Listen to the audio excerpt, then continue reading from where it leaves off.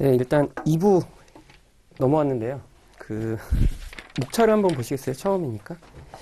목차를 보시면 이제 파트 1, 파트 2에서 파트 4까지 나와 있습니다. 근데 미리 말씀드리고 싶은 건 이쪽에서 다루는 게 회계뿐이 아니고 회계에서 쓰는 비율 포함해서 현금 흐름표도 다루고요. 경제 경영학 내용도 좀 다루고 있어서 좀 양이 많아요. 양이 많은데 외울 것도 사실 좀 많고요.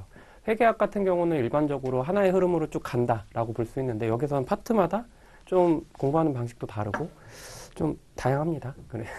그래서 좀 간단하게 설명을 드리면 파트 1에서 이제 신용 분석, 재무 분석이 들어가요. 재무 분석 같은 경우는 사실 이 자체로도 크게 뭐 중요하다면 중요할 수 있는데 이거보다 저희 시험 목적으로 좀 중요한 거는 파트 4에 신용평가 종합 사례가 나오잖아요. 여기에서 주로 물어보는 게 파트 1 내용과 연관이 있습니다. 그래서 이렇게 보시면 뭐 여기서 몇 문제 나온다, 몇 문제 나온다 이렇게 적어놨잖아요. 단원별로. 근데 막상 2교시 시험을 봤을 때 생각보다 그렇게 안 나왔는데? 라고 생각하실 수 있는데 그 신용분석사를 가보시면은 왜 그랬는지 알겠다. 그러니까 파트 1에 있는 부분은 2교시, 3교시에 다 걸쳐서 좀 보시면 된다라고 하는 거고 파트 2는 이제 현금 흐름 분석인데 이쪽 어렵죠. 뭐 저도 공부할 때 좀 어려웠고 그리고 회계 지식이 좀 많으면 좀 쉽게 가는데 사실 그렇게 회계 지식을 막 높게 쌓아서 시험 붙는 시험이라고 생각은 안 하기 때문에 좀 중요한 부분, 출제 많이 되는 부분 위주로 좀 몇 가지 중요한 부분 외워서 들어가서 시험 문제 풀 수 있을 정도 실력을 만드시는 게 좋을 것 같아요. 그리고 파트 3, 파트 3 가면은 이제 경기 분석이 나와요. 그래서 경제학, 거시경제학 쪽 내용이 나오거든요.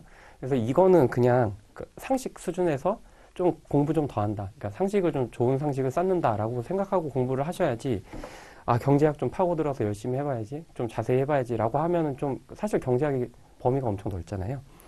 그런 것도 있고 이제 뭐 3편 가면 경영진단 뭐 이렇게 나오는데 경영학 이론도 좀 나옵니다. 그래서 좀 다양하고요. 시험 제도 자체가 좀 재밌어요. 재밌고 그래서 어쨌든 제가 좀 중요하게 보는 건 일단 파트 2의 현금 흐름 분석 자체는 다른 시험에 비해서 난이도는 좀 낮은데 근데 좀 다양하게 나온다라고 보시면 되고 신용 분석, 재무 분석 파트 1 같은 경우는 이제 내용을 좀 확실히 보시고 파트 4에서 이제 평가 사례, 종합 사례 보실 때 좀 많이 활용을 하셨으면 좋겠다라고 생각이 듭니다.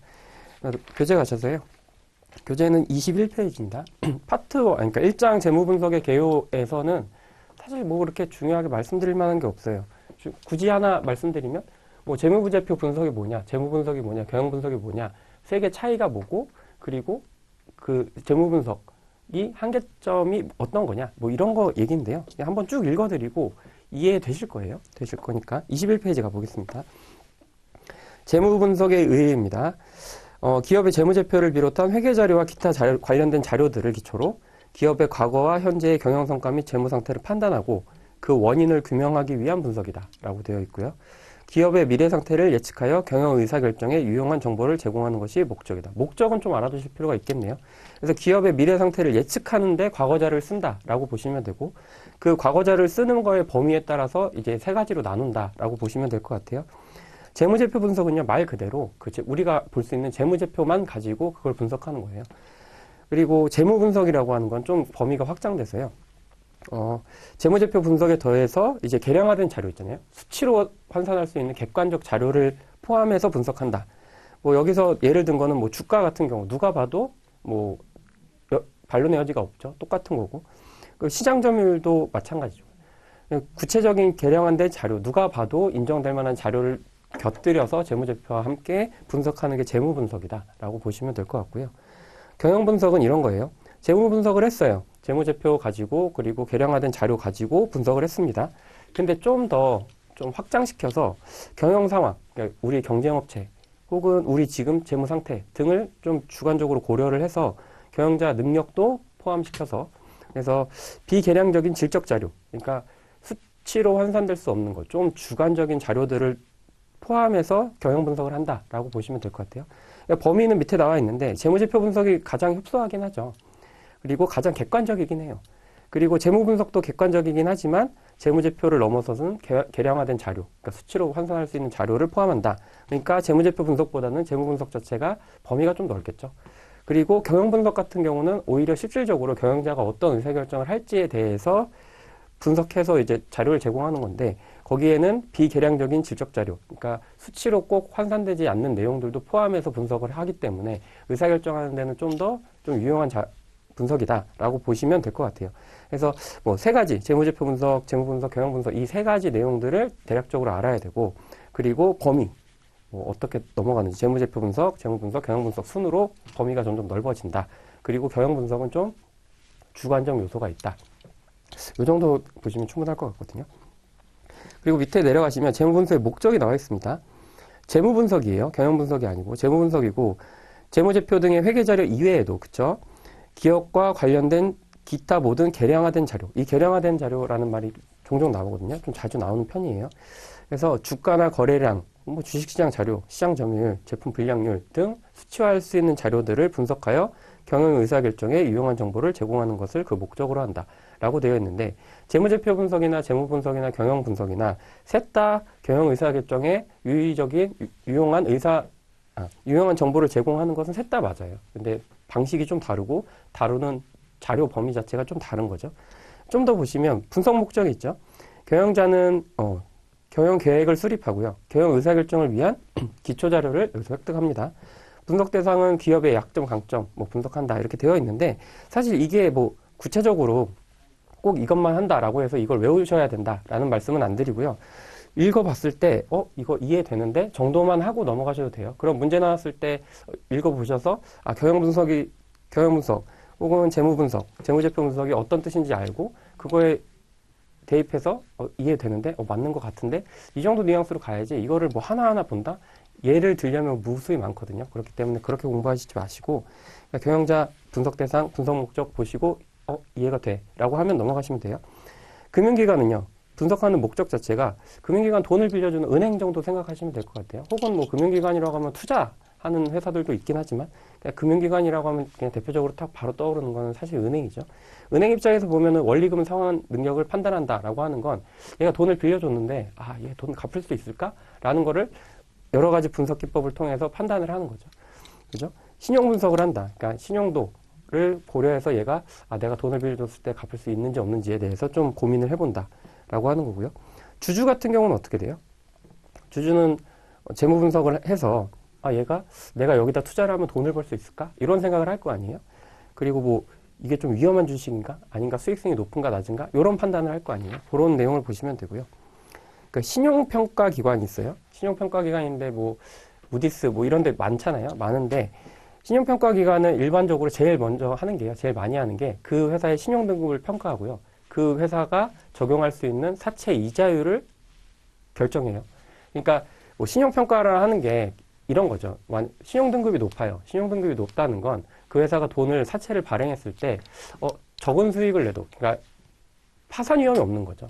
그러니까 그렇기 때문에 적은 이자율로 발행을 해도 시장에서는 저 회사 안전하니까 뭐 이자율이 좀 낮아도 투자하겠다. 왜냐하면 은행 이자보다는 높으니까요. 예금하는 단순 예금 이자보다는 일반적으로 높으니까 그렇게 되고, 만약에 신용등급이 좀 낮다라고 하면은 뭐 좀 신용등급이 높은 회사 같은 이자율로 사채를 발행하면 누가 그걸 사겠어요. 그렇죠? 그래서 이자율이 점점 올라가죠. 대신 위험이 올라가는 거예요. 수익이 올라간다는 건 위험이 올라간다는 것과 거의 유사한 의미로 해석할 수 있으니까 그렇게 보시면 되고, 기업 인수 합병 관련자라고 되어 있습니다. 인수 대상 기업의 가치를 평가해요. 그러니까 회사를 팔려고 하는 것도 그리고 살려고 하는 것도 그 기업 가치를 정확히 파악해야 정확한 거래가 될 거 아니에요. 근데 이게 주관적 요소가 되게 많이 들어가요. 일반적으로 뭐 가치평가, 평가라는 단어가 들어왔다라고 하면은 굉장히 이슈가 많습니다. 정확하게 금액이 정해지지 않아요. 뭐 좋은 쪽으로만 보면 무한대로 커지고요. 나쁜 쪽으로만 보면 또 기업 가치가 엄청 줄어들긴 합니다. 그래서 평가라는 건 항상 머릿속에 이거 좀 주관적 요소가 많이 들어가겠구나 라고 생각하시는 걸 좀 같이 가져가셨으면 좋겠어요. 뭐 감사나 회계감사인 있는데요. 뭐 이해관계자에게 정보를 제공한다라고 되어 있고, 재무상태 및 경영성과 분석한다라고 되어 있어요. 저희 같은 경우가 이제 감사인이라고 할 수 있는데, 처음에 가서 재무제표 보고 분석을 대충 합니다. 분석을 한 다음에 어디가 좀 위험하다. 이거 좀 계정 과목 자체가 좀 위험한 계정 과목이다. 이런 평가를 재무제표를 보고 분석을 하거든요.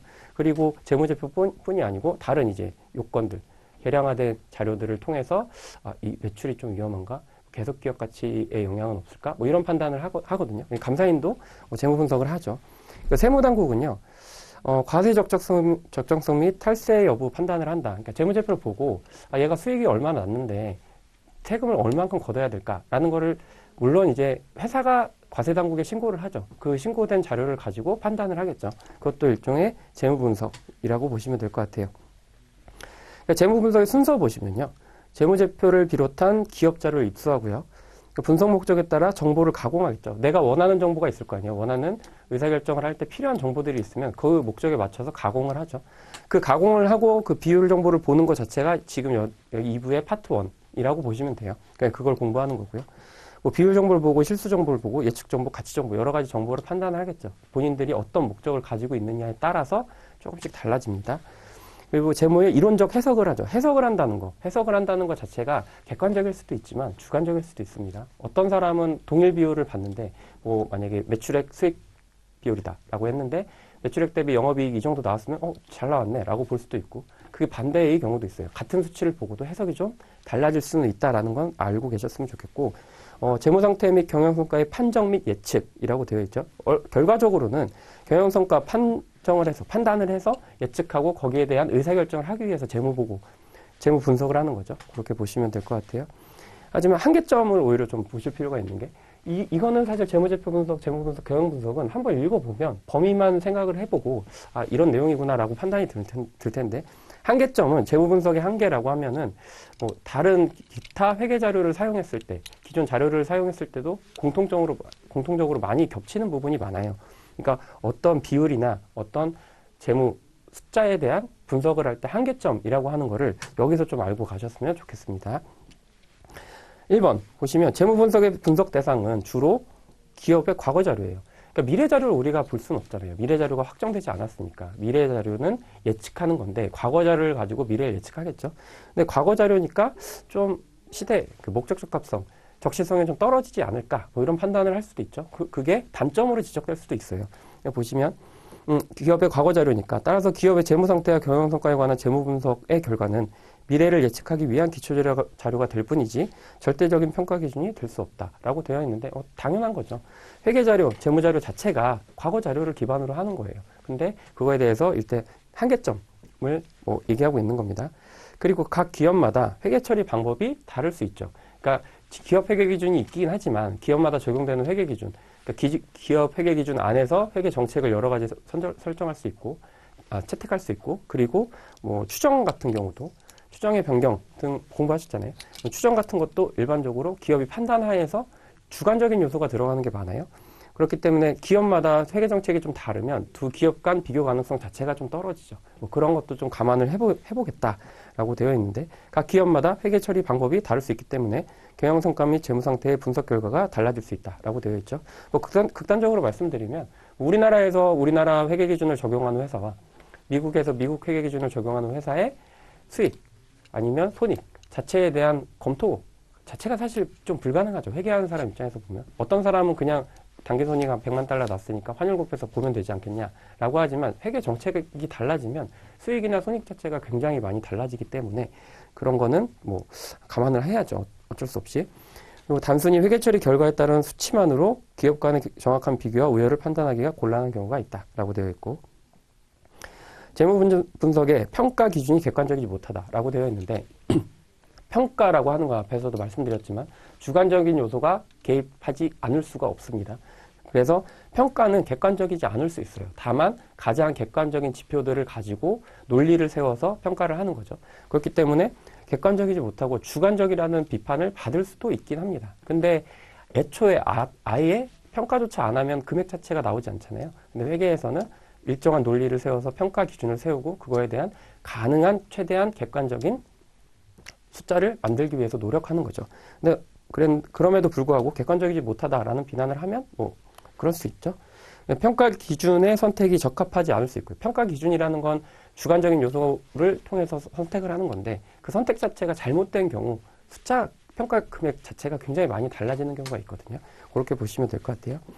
네 번째 4번 보시면 재무상태표는 일정 시점의 재무상태만을 나타내므로 기업의 계절적 변동을 고려하지 못할 뿐만 아니라 물가의 변동에 따른 기업 가치의 변화도 적절하게 반영하지 못한다. 이건 약간 좀 억지스러운 비판이긴 한데 아니, 재무상태표에서 만약에 그 자산이나 부채 관련해서, 뭐, 물가 상승률 같은 걸 반영을 해준다라고 하면은 회계를 정시에, 그러니까 제때 보고서 내기가 굉장히 어려워요. 하나하나 뭐 고려를 하면, 뭐 물가 상승률, 뭐 아니면은 기업 성장률, 기타 뭐 이런 여러 자료들을 반영을 하기 시작하면 재무제표의 의미가 좀 오히려 퇴색될 수 있다라고 저는 보는데, 근데 여기서는 이제 그런 거죠. 이런 특징적인 것들이 있는데 왜 너는 반영을 못 해주냐라고 하는 건데, 그거는 어쩔 수 없습니다. 한계점이에요, 회계.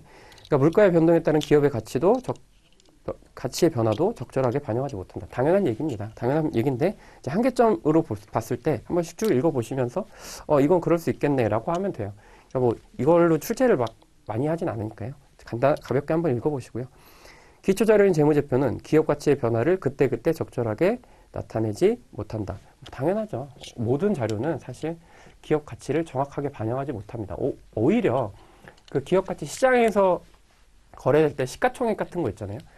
그 수치, 그 금액 자체가 오히려 좀 기업 가치를 적절하게 반영한다. 실시간으로 반영이 되기 때문에. 근데 그것도 사실 그때그때 다르잖아요. 일관적이지 않으니까. 다 비판을 하려면, 그리고 한계점을 가지려면 뭐든지 가질 수 있습니다. 그래서 23페이지 가시면요. 재무 분석은 재무제표 분석에 더하여 기타 개량화된 자료의 분석이 동반된다. 요런 문제는 중간 나오니까 한 문장씩 이론 문제로 맞추셔야 되고, 재무 분석의 분석 대상은 과거 자료이지만 미래를 예측하기 위한 절대적인 평가 기준이 될 수 없다. 앞뒤 자체가 말이 좀 안 되죠. 그래서 과거 자료는 미래를 예측하기 위한 절대적인 평가 기준이 될 수 없습니다. 참고할 뿐이죠. 그리고 이거를 분석하는 기법에 따라서 좀 더 유용하게 쓸 뿐이지 절대적인 평가 기준이 될 수는 없습니다. 24페이지 가시면요. 재무 분석의 범위에 해당하지 않는 것이라고 되어 있습니다. 재무 분석이에요. 재무 분석 먼저 머릿속에 오시고, 그럼 재무 분석이라고는 재무제표 분석에다가 개량화된 자료를 근거로 평가한다, 분석한다라고 하는 거잖아요. 근데 다 보시면 뭐 1번은 재무제표 분석, 제품 불량률, 수치화할 수 있는지 그걸 먼저 보세요. 주가, 거래량, 객관적이죠. 근데 경영자의 능력, 제품의 질을 분석한다? 이거는 좀 그러니까 객관적인 개량화된 자료를 좀 넘어서는 수준이에요. 그래서 4번이 정답이 되겠죠. 그리고 신용평가 기관의 가장 중요한 업무라고 했는데, 거기 뭐 이런 거 헷갈리실 수 있을 것 같아요. 채권 등급 평정한다, 평가한다 라고 바꿔서 보셔도 돼요. 평정이라고 하는 건 평가라는 것과 거의 같은 뜻이니까요. 신용도라고 하는 거는 그 기업의 그 신용도는 이자율과 관련이 있어요. 그럼 그 신용도, 죄송해요. 그 채권을 발행할 때 이자율이 얼마에 설정될 건지를 평가하는 거. 그게 신용평가기관의 가장 주된 일입니다. 그래서 뭐 AA 등급, 뭐 BB 플러스 뭐 이런 등급들이 있잖아요. 그거에 따라서 이자율 자체가 계속 바뀌어요. 그리고 밑에 보시면 뭐 그럼 주식 등급을 평가할 수 있냐, 평정할 수 있냐라고 하는 건데, 주식 등급을 평가하는 경우 보신 적 없으실 거예요. 그죠? 주식은 시장에서 거래되고, 시장에서 거래되지 않는 비상장 주식 같은 경우도 주식을 등급별로 평가하진 않습니다. 그죠? 금액을 정할 뿐이죠. 뭐 경영자 등급을 평정하거나 산업 위험을 평정하거나 수익 등급을 평정하는 건 뭐 신용평가 기관에 뭐 할 수는 있겠지만 주된 일은 아니고요. 신용평가 기관이라고 하면 신용등급 그리고 이자율 그러면 사채 이렇게 묶어서 같이 한 번에 생각하셨으면 좋겠어요. 그리고 3번 문제 보시면 기업 인수 관련자와의 재무 분석과 가장 거리가 먼 것은 되어 있는데, 기업 가치를 평가하겠죠. 왜냐하면 사고 팔고 하려면 그 기업이 얼마짜리인지 평가를 해야 되잖아요. 그리고 합병 시너지, 합병했을 때 어떤 이득이 있다, 시너지를 뭐 볼 수 있고요. 그리고 그 기업 가치가 결정되면은 그 주식을 어떻게 교환 비율을 설정할 수 있습니다.